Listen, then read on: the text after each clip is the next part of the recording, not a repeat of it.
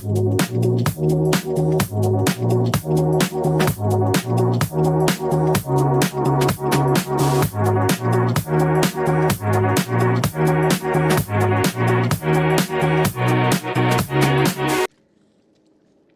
everyone and welcome back to Pathfinder Wrath of the Wrath of the Righteous. Last episode we made it through the shield maze. I'm gone. That's good. Good for you.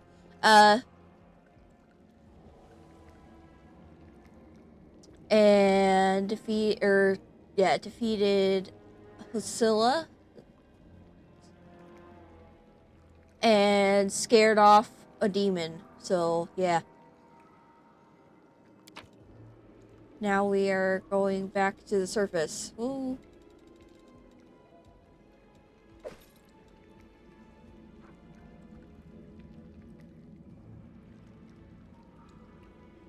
But my character can't use glaives.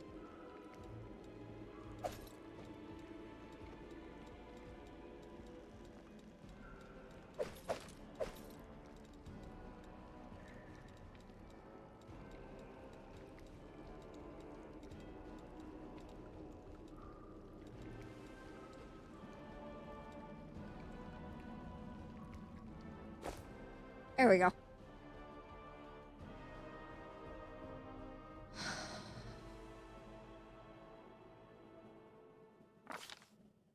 While the survivors wander the dungeons, the battle on the surface rages on. The warriors of Canabras are trying to defend the wardstone, but their strength is flagging. Their resistance is valiant, yet it will all be in vain if no one rises up to turn the tide.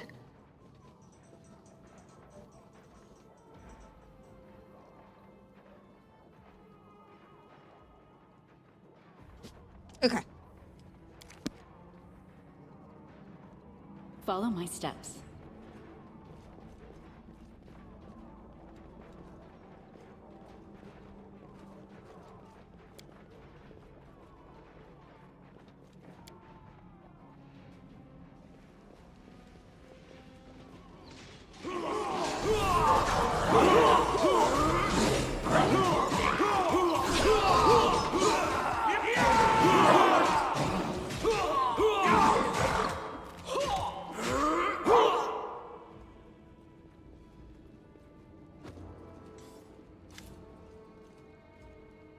The half-orc before you, wearing armor adorned with Iowane's golden swords, is clearly exhausted. She obviously hasn't got much sleep over the last few days. There's soot on her face and fresh blood on her sword. Her hazel eyes are hard focused, and her firm voice sounds accustomed to giving orders. She sizes you up, surprised, judging whether you are friend or foe, and opens her mouth to ask you something, but freezes when she spots Nevia.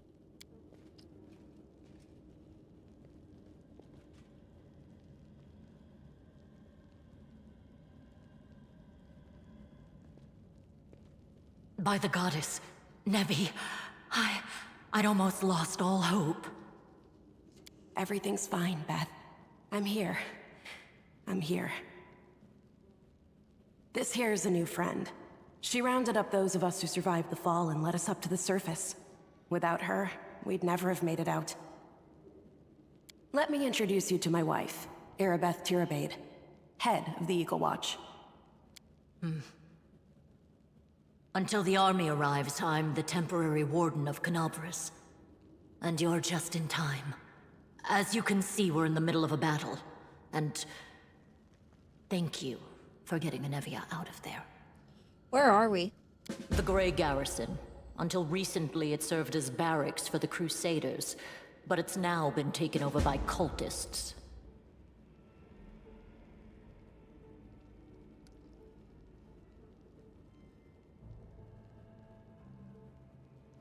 I have important information about the location of a cultist den. Very good. Report to me in full when we get back to the Defender's Heart. It's our temporary headquarters. Right now, the most dangerous cultists are here.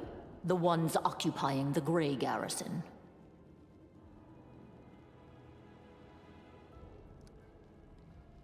Most people in Canabras think that the children of the First Crusaders are simply a legend.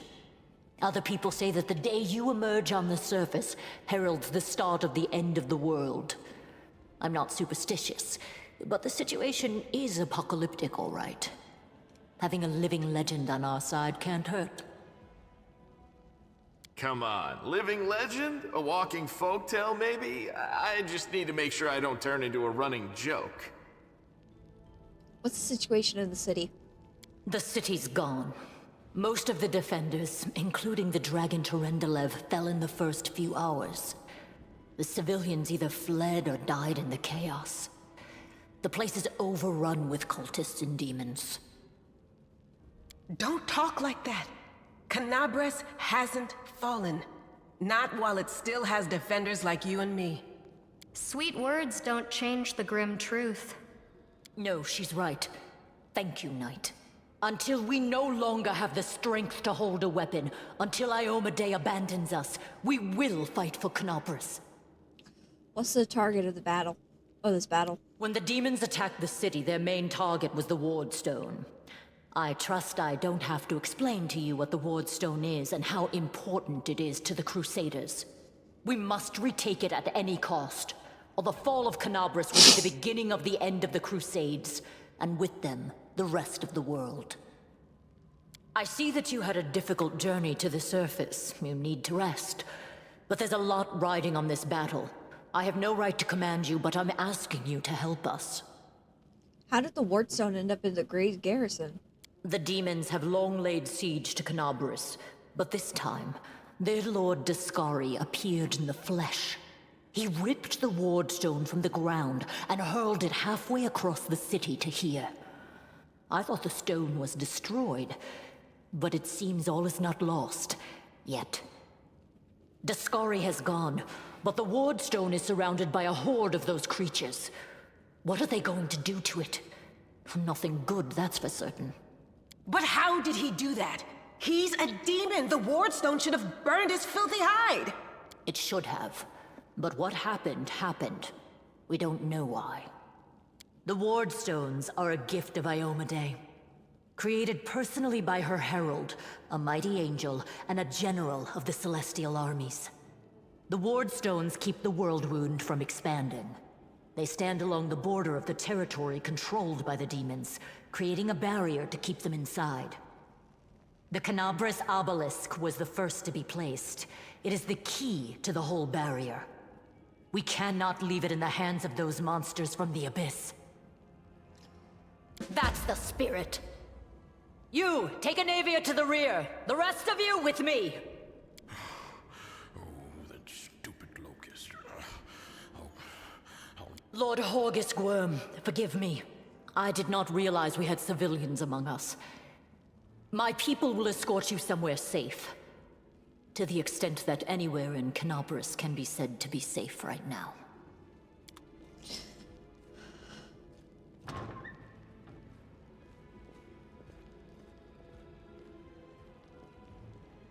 That's right. Fighting spirit is the one thing that we've got plenty of. Actual fighting power, that's not so great. Fighting know-how, even worse. But fighting spirit, at least we're rich in that. For Iomedae! For the Queen! Kill the beast!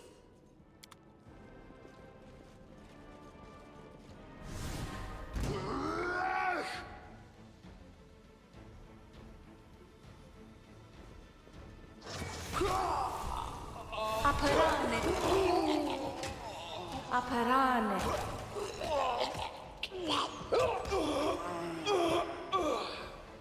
Our duty calls.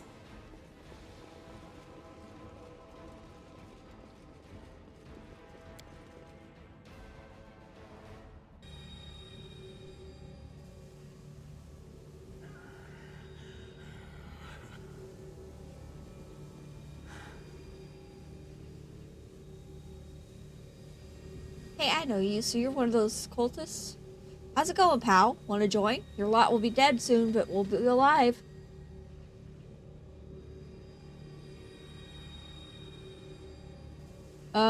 I can't. Come on, leave these losers. The Crusades are over. Soon the demons will rule the world.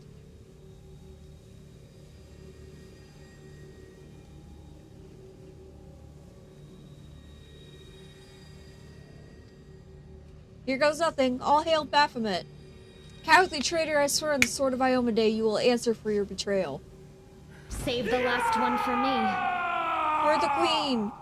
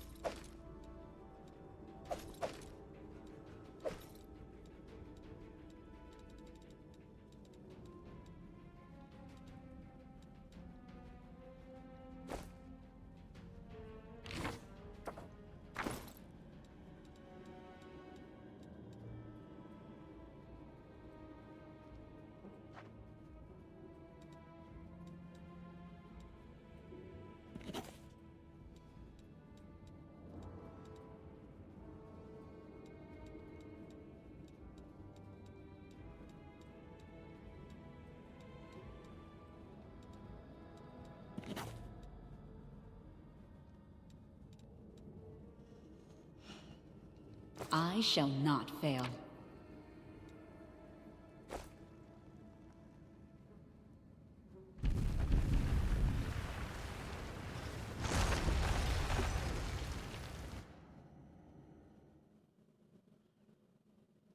That will be important later.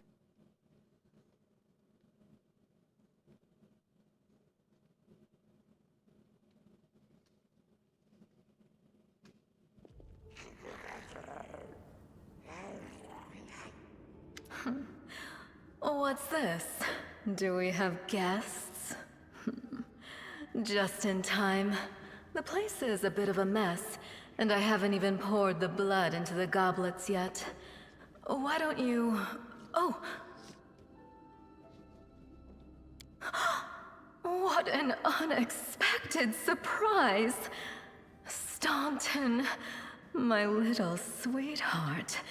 Long time no see. I've missed you so much. Have you missed me? Admit it. You missed me terribly. Minago. You again, you wench! Minago, the one who... Be careful. She's one of the deadliest creatures in the whole demon horde. She was once responsible for a massacre in Canabris. She must be back to finish what she started. Does he know me? Staunton, darling. Tell them all how close we were. That wench? She's the one who led me astray. She's the reason my life has gone to the abyss. She's the reason why Dresden fell. Oh my, like butter wouldn't melt. What I remember is how eagerly you would run to our trysts, how you begged to see me again, how you promised you'd do anything I asked. By your own free will, you said this. And now you claim that Dresden fell because of me. No, no, my dear. That was entirely your own doing. I'll beat your lying lips into your filthy throat! Now, Staunton, don't say things like that. Not about these lips, the ones you kissed so sweetly. Staunton, dearest, don't you love me anymore? Remember how good we were together? I was so hoping that we could patch things up. I'll kill you!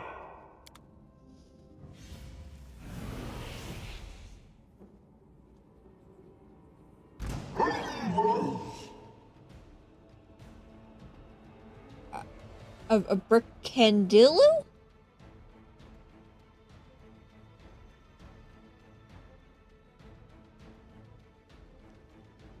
Dilu? Either way, I don't know how to say that. Did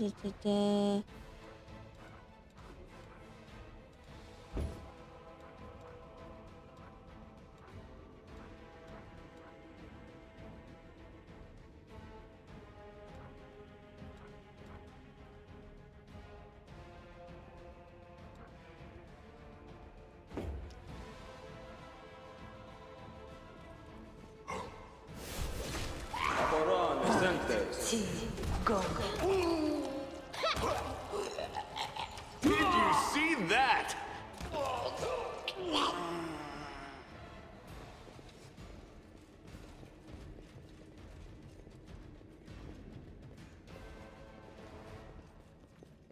Let's head out. Unholy symbol of Discari, the demon lord who attacked Canabre, is drawn in human blood.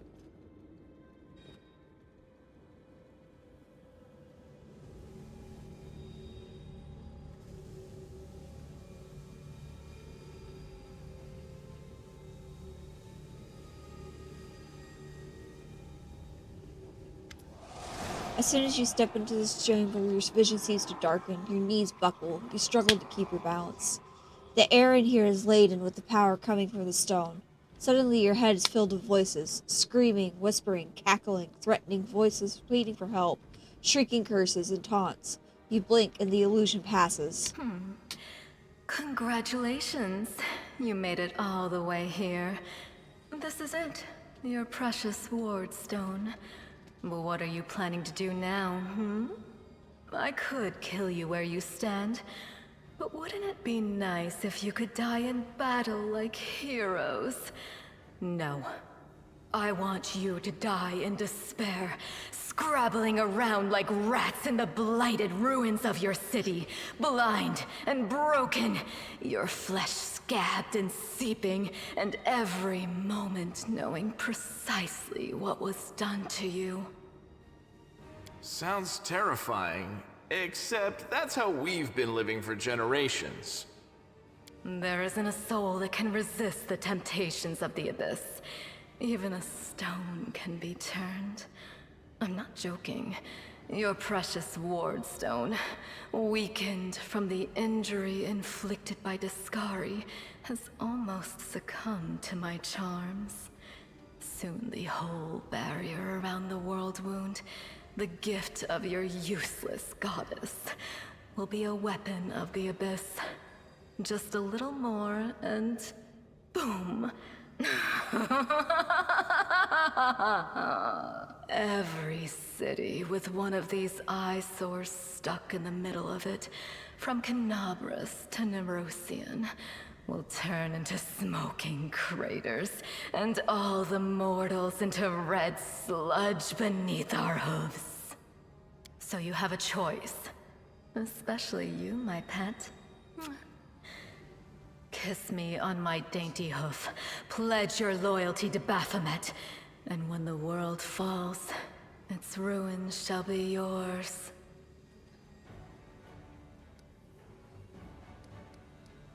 You've already forgotten me. You mortals have awfully short memories. Even shorter than your little lives. Staunton, sweetums. Don't you want to introduce me to your friends properly? No? Well, I'd better do it myself.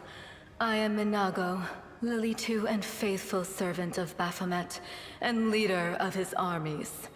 The city is mine now.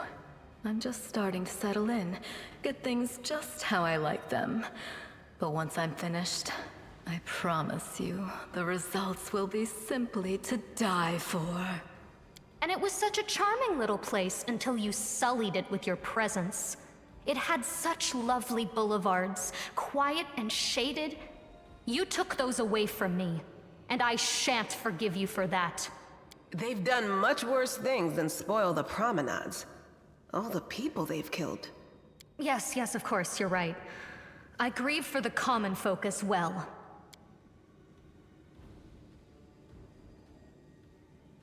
You feel righteous fury swell within you.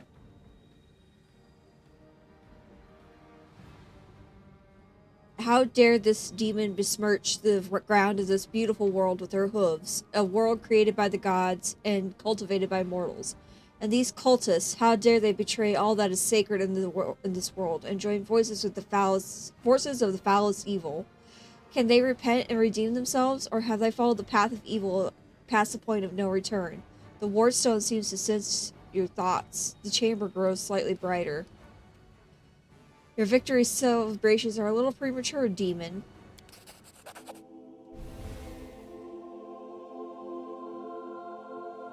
Echoing the holy flame erupting in your hand, light also gets brighter and brighter until it floods the chamber. You hear the voices again. Stronger now. They repeat your words like a choir of angels. Hey, no eyes! Didn't you tell us that heaven had turned its back on us and no one would come to our aid?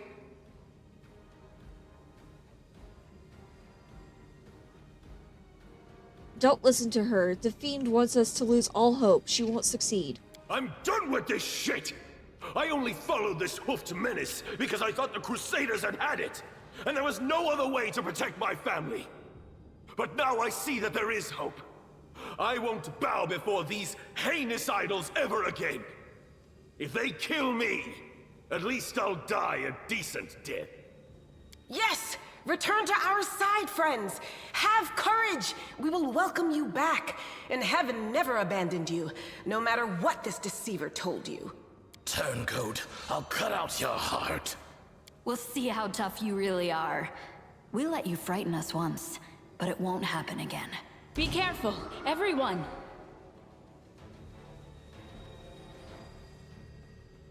Attack!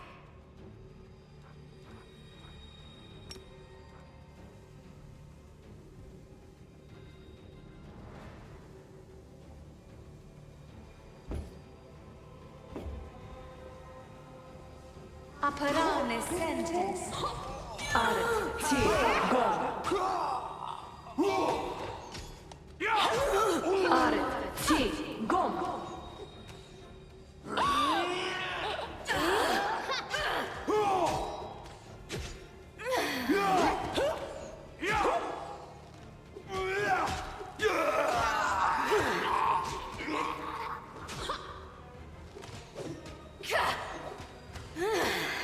This'll leave a bruise. I'll just sit here. Don't worry about me. I feel faint. That's it. I'm tired of playing around now. You want to know what will happen when I'm done with the Wardstone? Here's a little demonstration.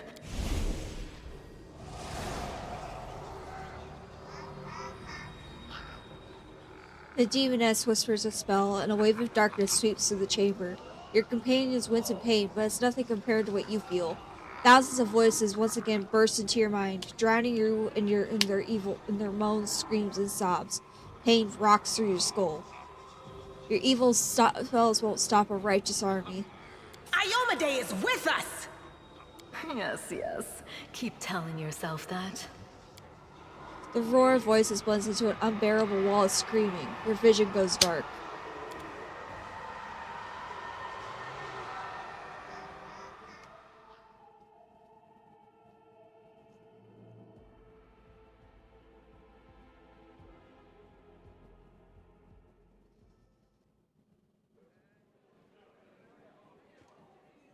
Praise Iomade, you woke up. Healing your wounds was easy, but you were unconscious for so long, I was starting to worry we'd lost you.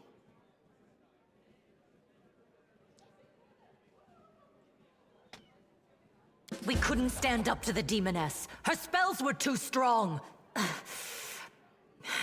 It's all right. We'll handle it somehow. You blacked out, but Staunton and I managed to get you here to the Defender's Heart. It used to be a tavern, but now it's our headquarters. We're gathering our forces here, and we're preparing to strike back. I found a cultist dispatch in the dungeons. It seems they're holed up in the Tower of Estrad. Demons have been filling Canabras with their spies and infiltrators for a long time. Unfortunately, I don't have enough people to attack the place right now. At least not blindly. I'd be grateful if you snuck in there and scouted out the situation. But just scouting. Don't be a hero. What's the situation in the city? Bad, but not hopeless. We're constantly getting news, and new sources of resistance keep springing up in the districts where everyone seemed to be dead. The survivors are gathering here. You should see them. Their faces, their eyes burning with determination. The city is destroyed, but our resistance is not broken. We will keep fighting.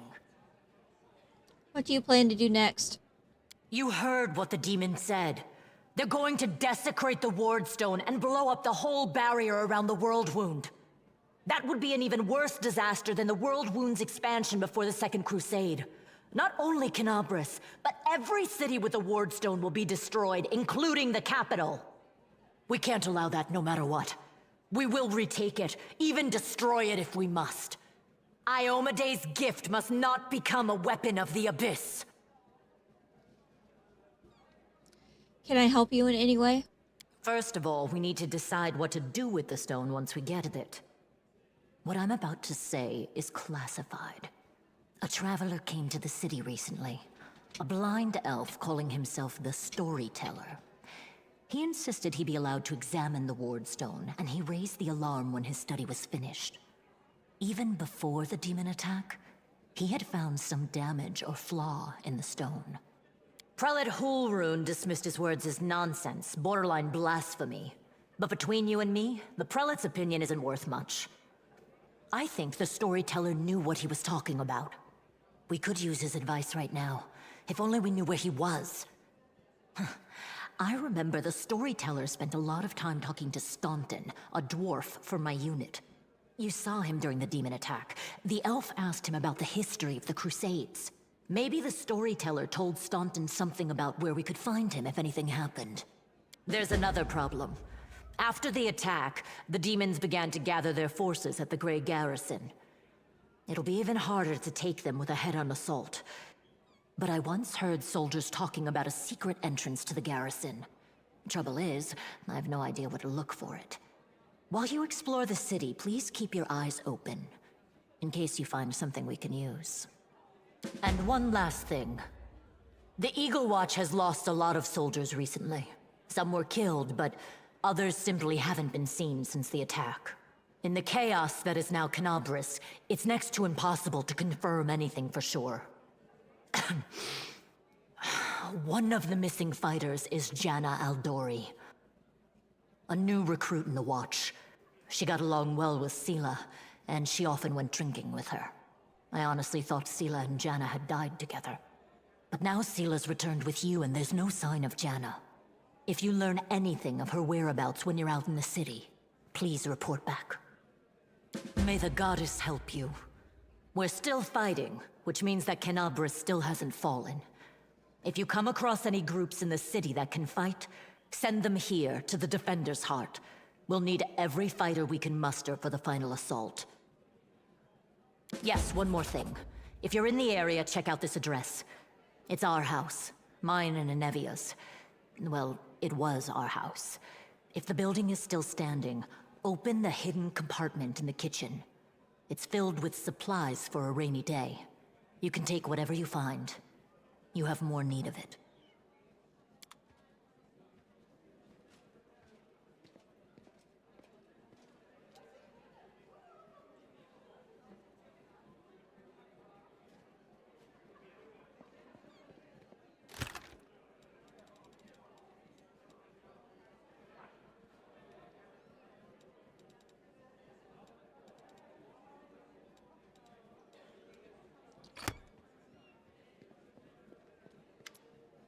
Hey, wait, mind if I bend your ear about something? Anevia is outside your door, leaning casually against the shelf. So here's the first and most important thing. Beth gave you a crucial mission. I get that. I know you get the job done. I saw you in action. But here's the rub. By sending you out on an errand, we're weakening our defenses here. If they come at us when you're gone, I don't know if we'll be able to fight them off. Everything is clear so far. What else do you wish to discuss? So the rifts that damn beetle left with his scythe? Yeah, well, it cut the city in two. And it's kind of difficult to get across. My scouts tell me there's a halfway decent place to set up a crossing in Market Square. Not that any of them tried it to make sure. But if you got a mind to go across, I think you're gonna have to do it, and I think you're gonna have to eventually. You might want to give the square once over. Do you want me to stay here and guard the tavern? You what? No, your task is far too important. You can't just hole up in here all cozy like waiting for the demons to knock at the door. We need to take the fight to them. But if those freaks try to make a move on this place, Beth will send you a runner to get you. We'll send a runner to get you. If that happens, you leg it back here, alright? Because if you don't, you'll be coming back to an ash pile. Got it? Thanks for the warning. I'll see you later. Later. Watch yourself out there. I heard the cat. I heard the cat. Can I pet the cat? No, I can't pet the cat. No.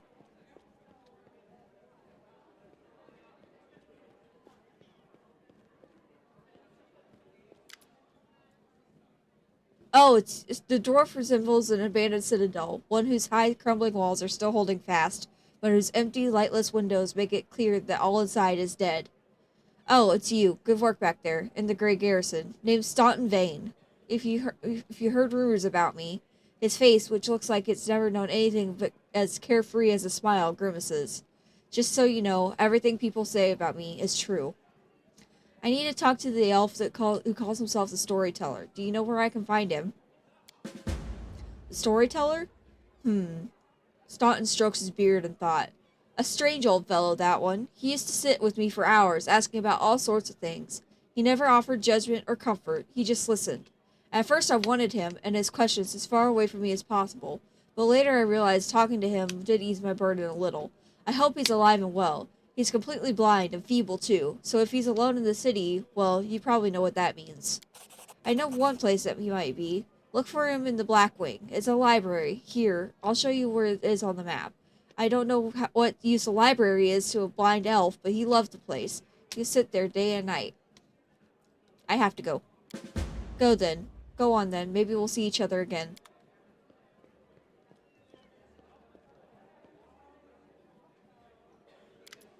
Camellia looks you over pensively, toiling with the snake-shaped bone amulet that dangles from her pale neck. It's greetings. Noticing your glance, she flashes you a cold, barely there smile. Greetings. It seems for a moment she wants to say something else, but the pause grows too long and she slips back into cautious silence.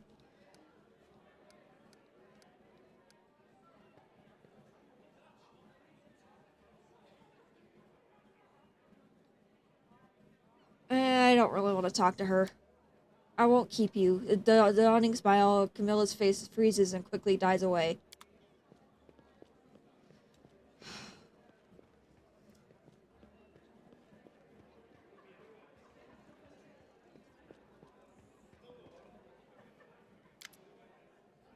A young man in well-worn traveling clothes and a simple wooden symbol of Verastil on his chest is efficiently cutting a linen robe into strips to use as bandages.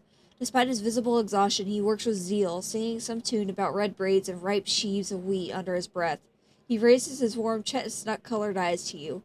Are you one of the Crusaders? Thank you for defending those of us whose talents lie off the battlefield. I'm Jurganaw, servant of Verastil. Pleased to meet you. I have to go. It was a pleasure to meet you. It's a pity we can't stop to talk over a cup of tea, or maybe something stronger, but this isn't the time. Do you know what's funny? I was only supposed to be making a short stop at Knabris. I was sailing down Old Man Sellen on a boat bound for a small village by the name of Chili Creek. Once we've held Knabris, I'll be going there. By the grace of the good gods, we all survived this. You should come and visit me sometime. You'll find the village there on the bank of the river. The priest marks Chili Creek on your map.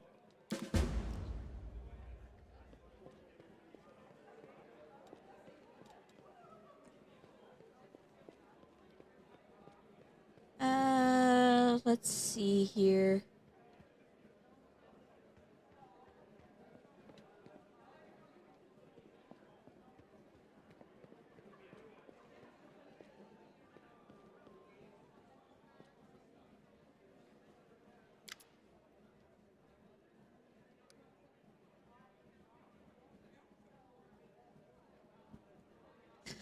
Lan greets you with a nod. Here for a chat? I've been waiting for you to come and see what strange beasts you've taken into your party. I'd like to know more about you. Let me guess, your first question is, can you wear a hat with your one horn? Am I right? You speak common much better than the rest of your tribe. Funnily enough, common isn't all that common underground, Lan says, but your observation is correct. I used to live on the surface with my parents for a while, and had a chance to learn a couple of things. The language, and the fact that every peasant who sees my scaling mug screams demon and runs away. I don't know if you're interested, but my mom wasn't from an underground tribe. She was a smuggler, the kind that used the dungeons of Canabras to secretly move and store goods. One time, two gangs couldn't agree on how to share a prime cut, got to a fight, and the winners threw the losers down a hole, dead and living alike. My dad went to check if the corpses had anything useful on them, and he found a girl from the surface, barely clinging to life. An incredible feeling sparked between them. Or maybe the girl just liked men with scales and a cat nose. That might be it. One way or another, he got her back on her feet, and later even left his home in caves. She left her smuggling behind, and they began an ominous life together. That delightful story of how Old Land came into this world. The next chapter, however, my family and I never stayed in one place for long. We lived sometimes on the surface, sometimes underground. We couldn't find a place to call home. Living in the caves was hard on my mom, and my dad's appearance raised too many questions in Mendev. They're at war against the demons, after all. In the end, my parents decided to stop making each other miserable and separated. My father and I returned to my tribe. I think the peasants screaming demon had something to do with it. Or maybe Dad just couldn't stand life without rat tail soup. I wouldn't rule out this possibility. Mongrels have short lifespans, but you don't look like you're getting old or dying. How old are you? As old as I look? I'm as old as I look. No surprises there. But remember Sol? He's 10 years older than me. I remember him back when he was a fearless warrior, and day by day I watch him turn into an old man. Him and my father. It happens very quickly. First you miss a shot because you don't see the target as clearly as you used to. You think it's because your eyes are tired. You tell yourself you'll get better tomorrow. Then you'll have trouble breathing. That climbing is harder than before. Lan clenches and unclenches his human fist. Your fingers stop bending. You have to tie your sword to your hand. You can't even put on your greaves without help. Then you're washing your face in a stream. Sometimes you catch sight of a gray-haired, wrinkled old man you don't recognize. And this goes on until one day you come across a cave beast and you realize you can't outrun it. My dad kept diaries marking all the signs, and I saw it too. Last year I had to help him out of bed, help him dress, remind him to eat. Sometimes he forgot my name. I told him we should have stayed on the surface. He joked that dodging a goddess was behavior unworthy of a crusader. He meant Pharasma. Every morning I wake up to check how I feel, but there's no signs yet. Even so, I know I don't have much time. I need to do something useful before I forget why I came here. Did you come with me so you could see the surface again? No, that wasn't it. I just don't have much patience for certain types of creatures. Demons, I mean. They want to destroy Canabras. I'll be on the side of people they're attacking. Lan looks away. Lan, you're my companion, and companions should trust each other. I'm counting on you to give me honest answers, not excuses. I guess you're right. I shouldn't have been so evasive. It's just some things are hard to talk about. My family, for example. My birth, hell take me, turned into the most greatest of misfortune for my parents. Because I'm relatively healthy. I'm the best thing that can come from a marriage between a cave-dwelling mongrel and anyone from the surface. A healthy child with the right number of hands and feet, no apparent defects, no missing organs or other problems. They saw hope in me, so risked having more children. They thought it would somehow be alright. A growl edges into Lan's voice. I could have had 4 brothers. The first was born 2 years after me and died 3 years later. He didn't have a nose. Nothing even remotely resembling one. He could only breathe through his mouth. Mom and Dad were afraid to take their eyes off of him, for fear he'd choke and suffocate on something. But in the end, his weak heart was that killed him. Then there was another pregnancy and birth. I pretended I was sleeping, but stuck out of my bedroom and listened under the door. All those hours. It was very strange, but I never heard a newborn screaming. Mom moaning, yes. The priest praying. Then I dared open the door a little and looked inside. The priest stood there, very pale. One of them was holding something, a small object that fit in his palm. He asked, "Do you know what this is?" The other said, "I think it's a head." Enough. You don't have to keep going if it hurts you. Hell no. I started to tell you, and I'll make it to the end. You want to know why I followed you to the surface? Well, here's the reason. Lamb pauses and exhales and continues in a steadier voice. Turns out that Mom was expecting triplets. The first of the babies was born in pieces. The two others didn't live long enough to draw their first breath. About 3 weeks later, Father took me to the caves. He didn't want to leave. I could see it in his face, but I think Mom and he decided it together. The curse of my people have carried since the first crusade stood between them. Not to mention the 4 dead babies, and old age was rapidly taking a toll on my father. After returning to the cave, he only lived another 4 years. So if you're asking me why I decided to go up with you to the surface and join the Crusaders, well, the answer is I've always wanted to. I was afraid to leave my tribe, but it's always haunted me that I'd die in a world where 4 crusades could do nothing to stop the beasts from the abyss, and the number of victims kept growing. I wanted to change that, or at least try to. And if changing things is too much to ask, then at least get a little revenge. The ones who are behind the world wound owe me a great debt. The lives of 4 brothers, all my mother's tears, my father's broken heart. It's a lot, it's so much that killing a couple of demons won't do it for me. I want to do something real, and I'm ready to pay any price. Call it my personal crusade if you like. Lan gives you a slanted grin. I used to think things would be better if I never had been born, but now I think I was born for this, to settle the score.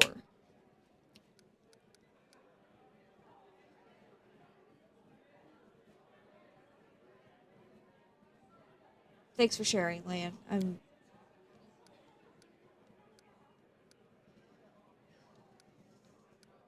I found out everything I wanted to know. Thank you. Okay, thank you for your answers. So long. Okay. I'm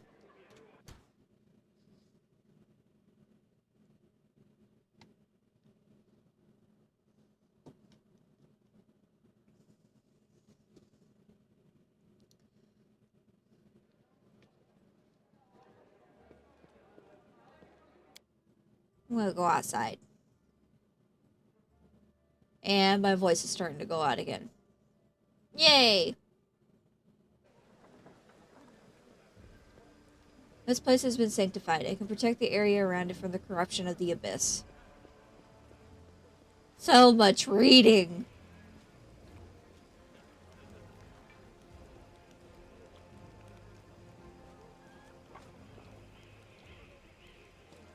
Commander, look what we got here. Are you too mad? Whatever possessed you to steal the gem golem from the Tower of Estrad? We didn't steal nothing, Commander. We saw some looters dragging it down the street and recaptured it. That shiny fellow belongs to the treasury. The inlay of worth is worth more than a castle. Joran, see that no one so much lays as a finger on this golem or plucks out a single gem. Same goes for you two.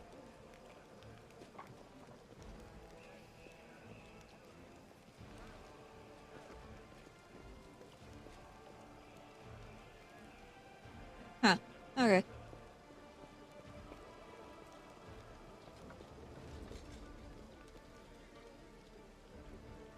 Press the digipainter golem.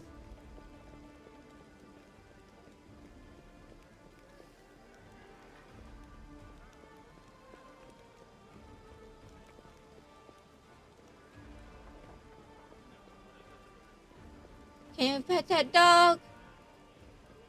No.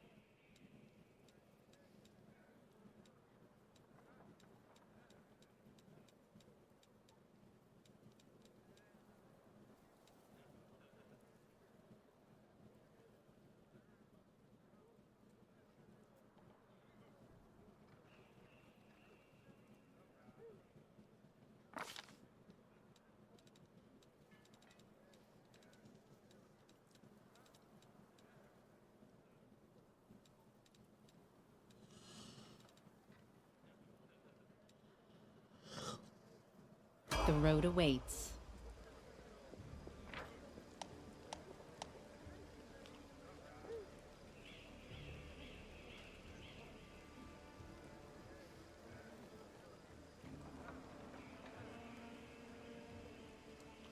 I do too have a first aid kit.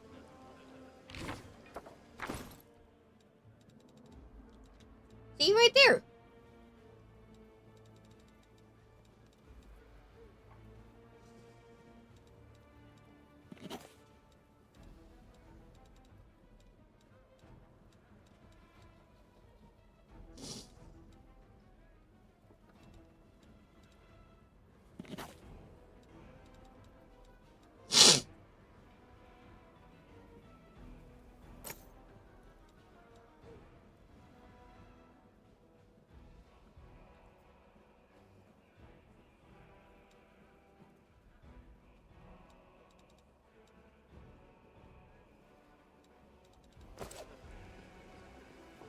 Okay, now where's the shop?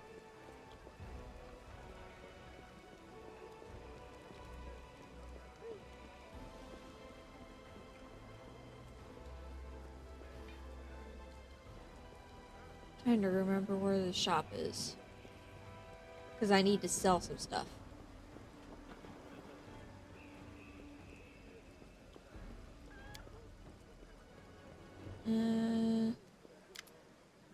There we go.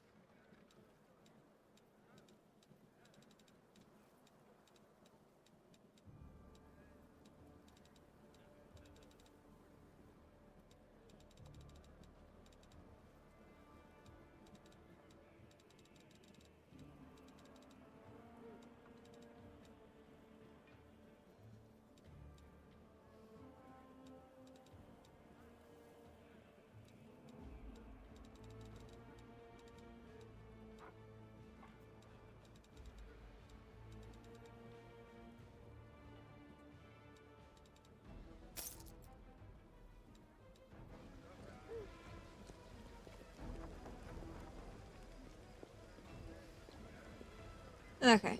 Um.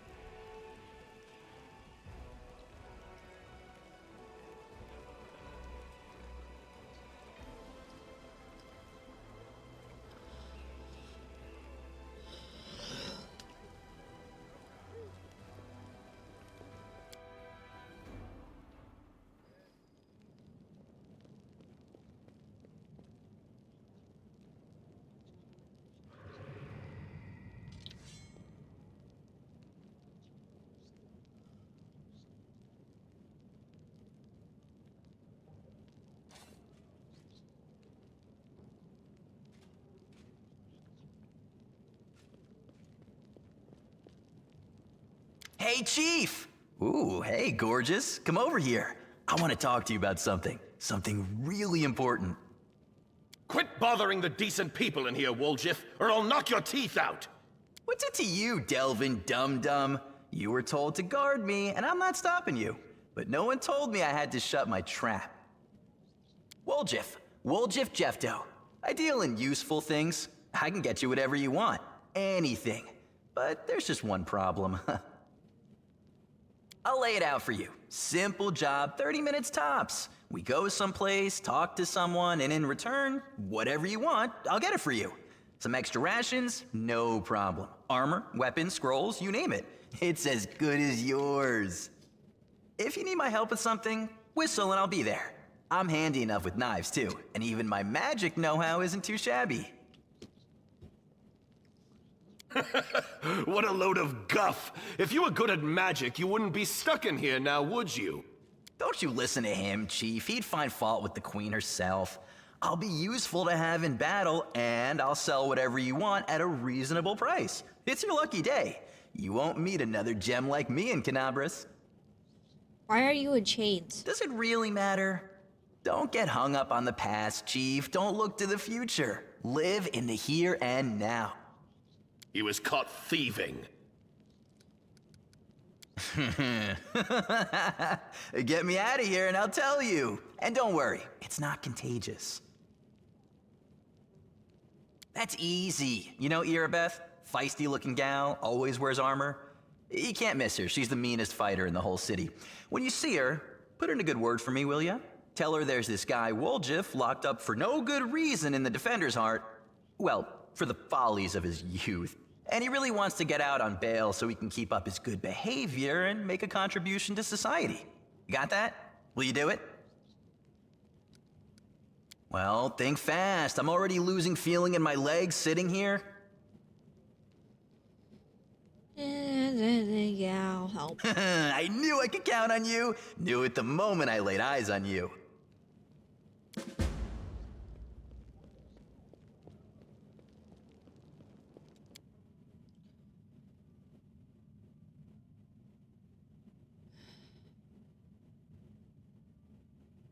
Uh-oh. Okay. I was gonna say, did it crash? What's going on?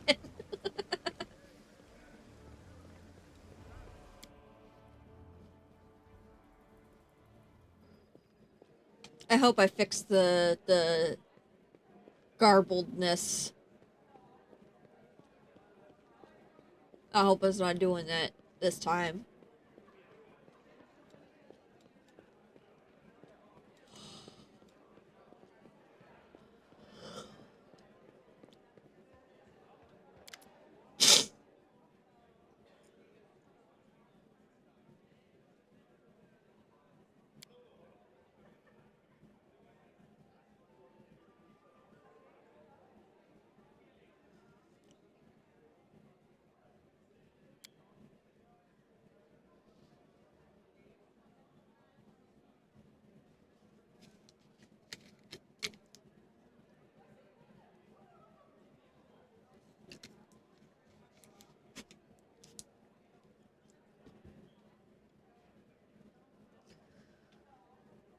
We have nowhere else to keep him apart from the Defender's heart, but that's hardly a prison.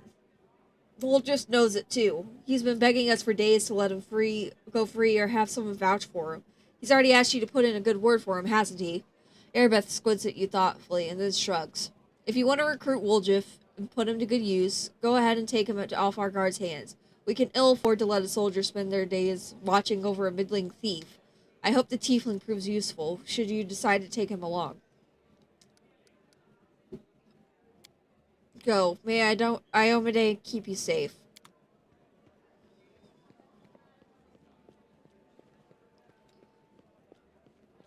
Go give Woljif. What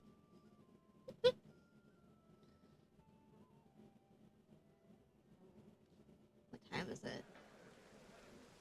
10:23. Okay. I still got time.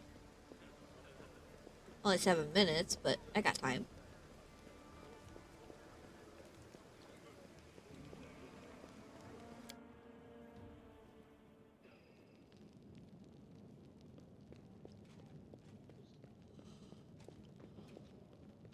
Well, Chief, what do you got for me? I talked to Erebeth and I've decided to make you part of my troop. We'll see how it goes. You must be a smooth talker. Come on, Delvin. Get these bracelets of yours off me. I'm going free. You're sure to regret this. This tiefling will fleece you for everything you've got. Mark my words. You're a bitter little man, Delvin. Petty and mean. You can't even be happy for me, can you? I pity you. I'll leave you alone with your sad little soul. So long. And now, Chief, straight down to business. You see, I'm one of those guys that people around here call thieflings. We just call ourselves the family. After we knocked over that shop and I got stuck here in the Defender's Heart, a little bird told me that Big Sister Charisme wanted to see me. That she had some questions to ask me. You following? Now, she won't be asking me questions like, Woljif, how'd you manage to get out of this one? Or, Woljif, you're so thin, didn't they feed you? No, something serious has gone down, and I just know they want to try to pin something on me. I can feel it in my tail. So I knew right away that I couldn't go alone. You turned up just in time, Chief. You don't need to do anything when we get there. Just stand behind me and look mean, and I'll handle the rest. Somehow. Let's go, I'll show you the way.